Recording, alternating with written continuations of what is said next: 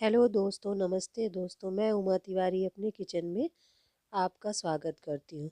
आज मैं बनाने वाली हूँ ठंडी का सदाबहार गाजर का हलवा, जो कि बहुत कम समय में बहुत कम सामग्री में देसी और पारंपरिक स्वाद से बनके तैयार हो जाता है।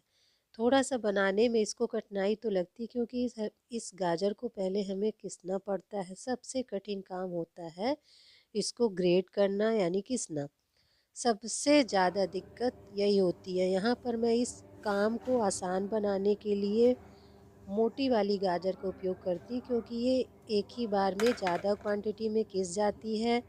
और पतली लेती हूँ तो उसमें मेरा समय ज़्यादा लगता है और कभी कभी हाथों में घिसते टाइम में लग जाता है। ये यहाँ पर मैंने 3 पाव के लगभग गाजर ली है, जो कि आज इसको हम बहुत आसान तरीके से बनाते हैं। और जो मेरी कमी होगी उसको आप बताइएगा। चलिए देखते हैं किस तरह से हम बनाएं।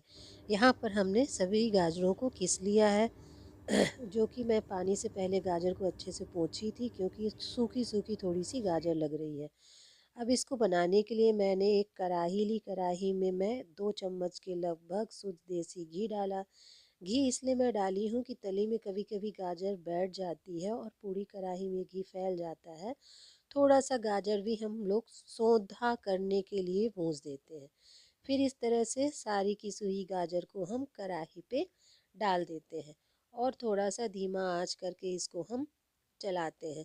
जब हम इसको चलाएंगे तो इसकी क्वांटिटी इस तरह से कुछ कम हो जाती है, तो इसका मतलब है ये गाजर जो है थोड़ा सा भुन गया है।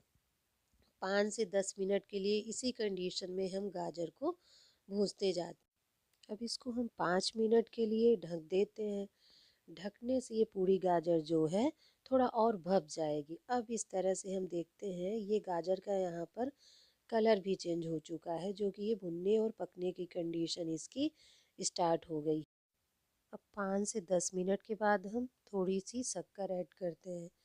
अब आप सोच रहे होंगे इतनी कम शक्कर इतनी सारी गाजर में। हाँ, हम लोग थोड़ा सा कम मीठा खाते हैं, क्योंकि गाजर पहले से ही इतनी मीठी होती है।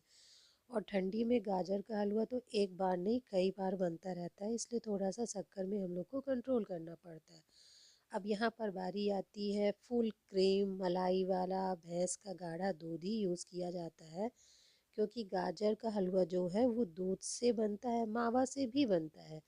पर मावा बनाने में थोड़ी दिक्कत होती है, वो कुछ कठिनाइयों से मिलता है, मुझे मंगवाना पड़ता है। दूध तो डेली अपने घर में रहता है, इसलिए ज़्यादातर हम हलवा बनाने के लिए दूध का ही उपयोग करते हैं।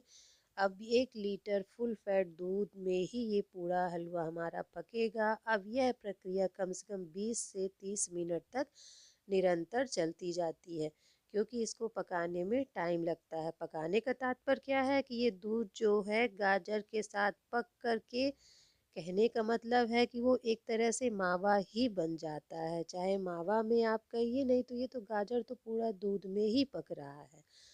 गाजर जब दूध के साथ पकता है तो इसका अलग ही स्वाद होता है। देखिए कितना बढ़िया पक रहा है। ये गाजर पकने की सही कंडीशन यहाँ से स्टार्ट हो गई है। इस तरह पकी हुई गाजर का हलवा बनाना थोड़ा सा कठिन और समय लंबा ज़्यादा लगता है, लेकिन ये स्वाद में बहुत लाजवाब होता है। यहाँ पर मैंने 1 लीटर दूध से पूरी गाजर को पकाया और इसे देख के ऐसा लग रहा है कि पूरी गाजर पे मैंने जितनी गाजर का उपयोग किया है उतना ही मावा का उपयोग किया है। कितना बढ़िया रवारीदार, हल्का शाइनिंग वाला एक एक लेयर अलग है। पूरी गाजर खिली खिली लग रही है। एक भी सूखा सूखा हलवा नहीं लगता। कभी कभी हमारा हलवा जो है वो सूखा सूखा लगता है। इसी तरह आप भी बनाइएगा। और इसको बनाने में जो गलती मुझसे हुई है, जो मेरी कमियां हैं, उस उसको ज़रूर आप बताइएगा। और मेरे चैनल को लाइक सब्सक्राइब और शेयर ज़रूर करिएगा। धन्यवाद।